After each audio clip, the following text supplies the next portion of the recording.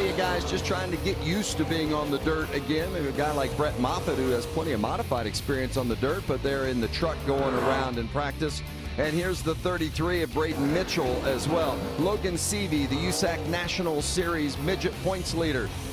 First time in a truck going around in the dirt trying to find the limits. On board here with Ryan Newman. Ran third here in the inaugural Dirt Derby. Back in the truck for Jordan Anderson. How about Stuart Friesen? A little harder hit for the guy that many consider to be the favorite to win the race later tonight. And in that final practice last night, John Provenzano in the 0-3 going sideways. Looks like he got a little tight there on entry and picked the gas up. Just a little nervous there with the steering wheel. Kind of got the car or the truck unbalanced there and snapped around on exit. Quite a bit of damage there.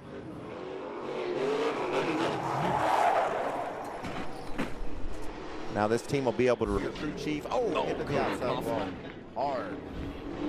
But he'll keep going. Coughlin's run here a couple of times before, finished 19th and 11th. You ran a really good lap there in qualifying. You've had some success on the dirt miles in the ARCA car. How does this relate to the dirt mile racing with the ARCA series? Really, the ARCA car on the dirt. For that right there is a big jump there. And Ben also sees that, and he just lags back and waits for the green. And so, yeah, I don't really know what NASCAR is going to do here, but looked pretty bad. But like it went up there and washed up the track. Both got kind of into the wall. We got a spinner here in the 3. That's the 33 of Braden Mitchell. NASCAR will see if Braden can get going again before they throw that caution flag, and he's stuck down on the bottom. Here's why the 99 of Creed has some of the 8 truck. He That's just crazy. ran into the back of it. That is so cool. Full contact racing here at Eldora. Just looked like the truck of Nemechek went straight. But again Big battle for the tonight transfer. for the transfer spot, and it's going to be Nemechek. Wow. Great effort. They didn't even make Mitchell. it. Either of them didn't make it. So Austin Hill ended up getting through there. Wow. Those two are having a disagreement, Vince. Everybody's blowing. Everybody's running hot here. John Hunter got moved out of the way by the 33 truck. These are the 3 fighting for that final transfer spot. There goes the move by the 33 to get John Hunter out of the way. That's hard racing, right? I think that was the second time he got into him, so I think John Hunter's a little fed up here, probably down the backstretch and into the 3 and going for the transfer spot. So there you have it. Man, he used his. That was a little retro Norm Benning there, I think. Used him up, and Austin Hill come right underneath the bottom Just to get that. Qualifying race winners. Ty Dillon using 3 of the 4 tires. More to come from Eldora. Spots. Mitchell going around, Braden Mitchell, and then the 0 of Cicerelli around as well. He needs to finish in the top 2 to transfer. Caution is out. Ray Cicerelli, especially for Otto. Oh, look at that push that the 18 of Gregson gave Nemechek. I think Nemechek might have missed a shift there because it took him a long time just to. 2 and battling with Tanner Thorson.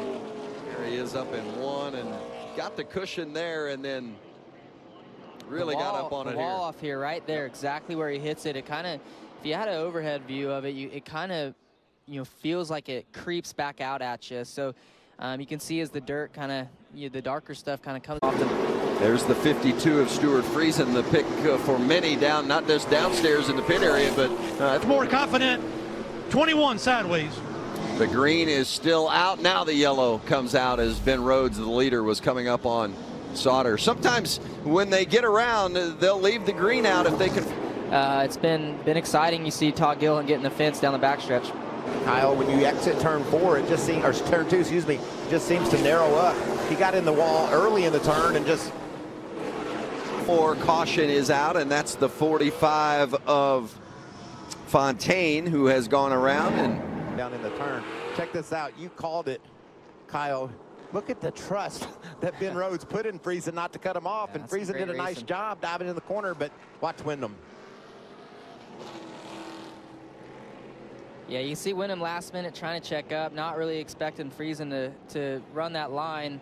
You know, nothing Friesen did wrong either, but Wyndham just went in there a little bit of misjudgment and definitely turned him around. A couple of spinners back in the pack, including Sheldon Creed, that kind of put up a block where the other drivers didn't run in to Friesen as he spun. So you can see Matt Crafton and Enfinger doing a nice job. Ryan Newman up high, but then there were spinners behind them that sort of block out. There's Creed going around. A lot of fun watching those guys drive from the back here on this this restart. He's riding on board with Friesen. That's a scary feeling right there. You know the world's coming, right? Yep. Running for the lead and get spun. Hopes for a win here tonight, and watch it. And I think something broke before he got to the corner. I'm not sure what happened, but he'd been running such a good race up top. Get into turn one. Crafton on the inside and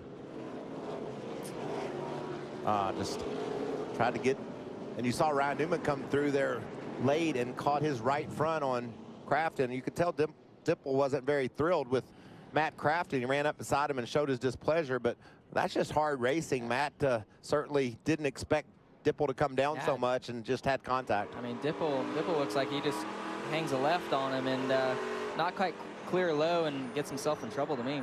Dipple was running 4th at the time. I mentioned just 18 years old, the youngest to win a big block modified race up in the Northeast. This ought to be a good view from our right front of Newman's truck. Where do you go? Where do you go? Oh, well.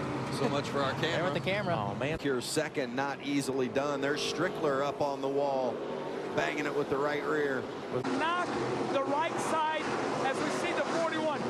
It's this time of the race. Run same lap times around the bottom, but it'll be interesting here. Dipple and Austin Self getting together. Coming back for the restart at Eldora. Here he's always so desperate. A lot of these people up front going for their first wins, so man, 4 wide there on that restart. No contact. That was some great driving by everybody. And wouldn't you want to give it up for Seavey on that start? He got rolling well. He was able to come with a lot of power off the second turn and grab the lead. Did a nice job there. Yeah, you know, his background, he's never done any shifting, going through gears. You know, he's a young guy. Every street car he's probably rode in has been automatic. So The more he has to do it, more opportunity for mistake. yeah, Chase just timed that really well.